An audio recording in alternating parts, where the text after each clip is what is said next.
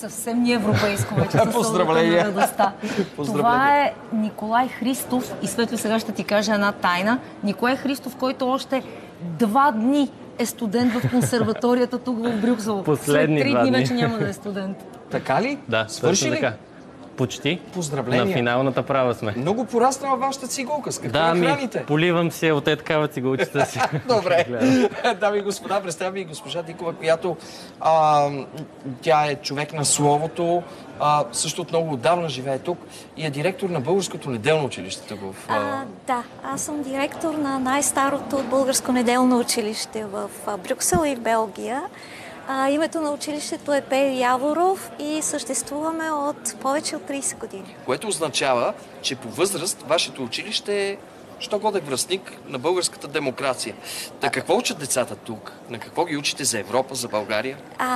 Децата тук учат по програма български език и литература, на български език и също история и география на България.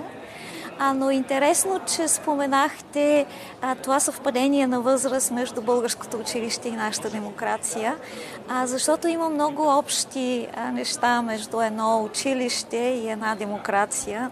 Може би 30 години за едно училище са доста сериозна възраст за изграждане на традиции, докато за една демокрация мисля, че се оказва това, може би не е напълно достатъчно време. Още май пубертет, с новите зависи много. Абсолютно. От първите 7, от вторите 15. Преди тези 30. Да. Определено, да. Но да се върна към училището. В училището се учат над 400 деца в момента. 400? Да, 400 деца. То си е едно средно голямо българско училище. Ние сме едно сериозно училище, едно сериозно училище от подготвителна група до 12 клас. Да. Връщаме се към училището. Бих искала за малко към Ники, защото е много мини модел на Европа, неговото семейство. Николай Христов живее и учи тук в Брюксел. Родителите му живеят в Южна Франция. Сестра му живее в България. Самият Николай работи и записва в България. Ники, каква Европа би искал да видиш тази вечер, когато излязат резултатите? Тази вечер със сигурност за бъдеще бих искал да видя една по-сигурна Европа. За мен е супер, че Европа е толкова отворена към всякакви националности и всякакви хора, но ми се иска те да спазват правилата, които са и реда, който е тук. Може ли един мотив на това, което е Европа в момента, отново с виолончелото? Разбира се. В момента? Да, в момента, в този момент. Европа сега. Слушаме. Още 3 часа ще Европа ще бъде сега. И как ще се разгърне тази класическа мелодия? Докато започнат прогнозните резултати. Добре, госпожо, един такъв въпрос. Вие споменахте за това на колко годините, но Европа преминава през големи трудности. Чухме Нико как ги описа преди малко и коя асоциация използва. Как поддържате надеждата, че Европа е нужна, че Европа е жива, когато работите с деца?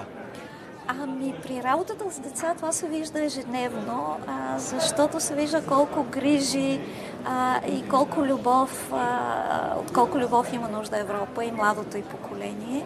И това води до един много голям оптимизъм. Така че в това отношение преподаватели и учители са в доста привилегирована позиция, защото ние работим с едно следващо поколение, за което сме отговорни и някакси това поемане на лична отговорност ни кара да вярваме в бъдещето на Европа. Надявам се, че и политиците го усещат по този начин. Ники, въпрос към теб.